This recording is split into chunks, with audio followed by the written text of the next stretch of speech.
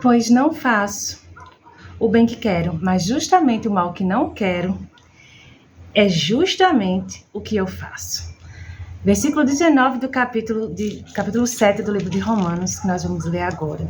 Um versículo tão conhecido, né? E vamos ler o capítulo 7, que faz uma comparação também com o casamento. Que começa assim: meus irmãos, vocês todos podem compreender muito bem o que eu vou dizer. Vocês conhecem as leis e sabem que elas só têm poder sobre uma pessoa enquanto essa pessoa está viva.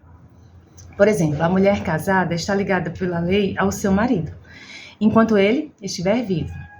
Mas se ele morrer, ela estará livre da lei que a liga ao marido. De modo que, se ela viver com outro homem enquanto o marido estiver vivo, ela será chamada de adúltera. Mas se o marido morrer, ela estará legalmente livre e não cometerá adultério se casar com outro homem. O mesmo acontece com vocês, meus irmãos, do ponto de vista da lei. Vocês também já morreram, pois são parte do corpo de Cristo. E agora pertencem a Ele, que foi ressuscitado para que nós possamos viver uma vida útil no serviço de Deus. Pois quando vivíamos de acordo com a nossa natureza humana, os maus desejos despertados pela lei agiam em todo o nosso ser e nos levavam para a morte. Porém, agora estamos livres. Estamos livres da lei porque já morremos para aquilo que nos mantinha prisioneiros. Por isso, somos livres para servir a Deus, não da maneira antiga, obedecendo à lei escrita, mas da maneira nova, obedecendo ao Espírito de Deus. O que vamos dizer então? Que a própria lei é pecado? É claro que não. Mas foi a lei que me fez saber o que é pecado. Pois eu não saberia o que é a cobiça se a lei não tivesse dito não cobice. Porém, o pecado se aproveitou dessa lei para despertar em mim todo tipo de cobiça. Porque se não existe a lei, o pecado é uma coisa morta. Pois houve um tempo em que eu não conhecia a lei e estava vivo. Mas quando fiquei conhecendo o mandamento, o pecado começou a viver e eu morri. E o próprio mandamento que me devia trazer a vida me trouxe a morte. Porque o pecado, aproveitando a oportunidade dada pelo mandamento, me enganou e por meio do mandamento me matou. Assim a lei vem de Deus e o mandamento também vem de Deus. Diz o que é certo e é bom. Então será que o que é bom me levou à morte? É claro que não. Foi o pecado que fez isso. Pois o pecado, usando o que é bom, me trouxe à morte, para que ficasse bem claro aquilo que o pecado realmente é.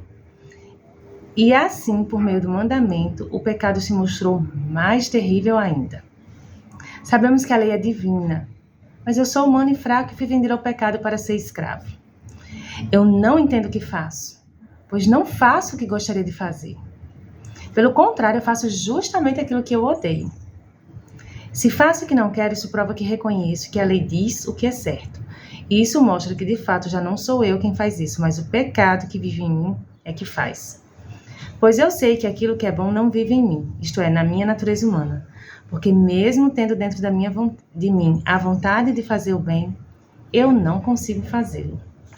Pois não faço o bem que quero, mas justamente o mal que não quero fazer é que eu faço.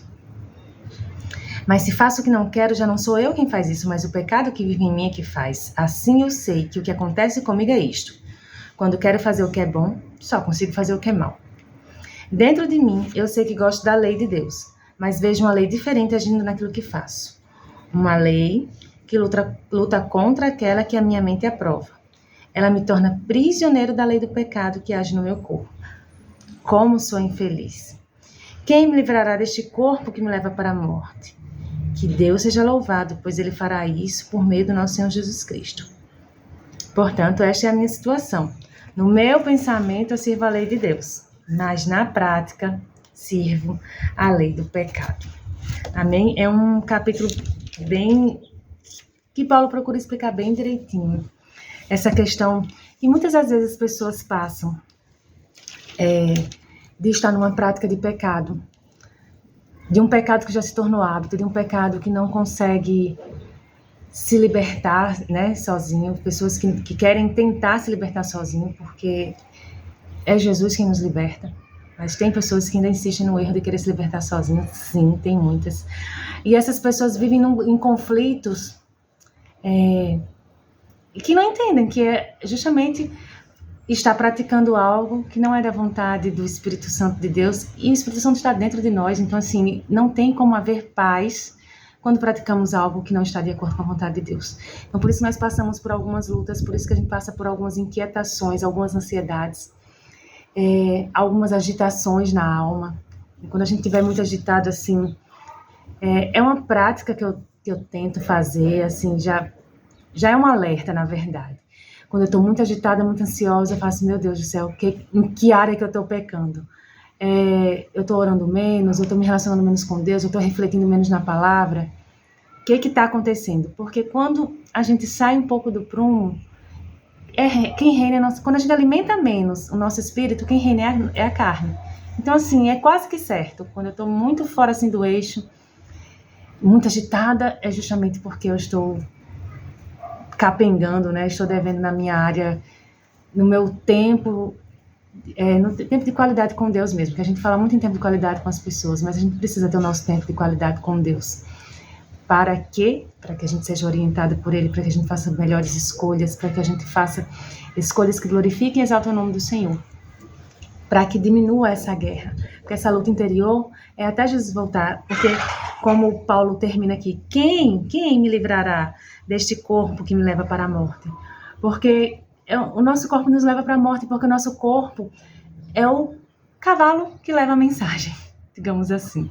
O nosso corpo é quem nos guia, quem nos leva, né? Por exemplo, se eu como demais, eu estou alimentando quem?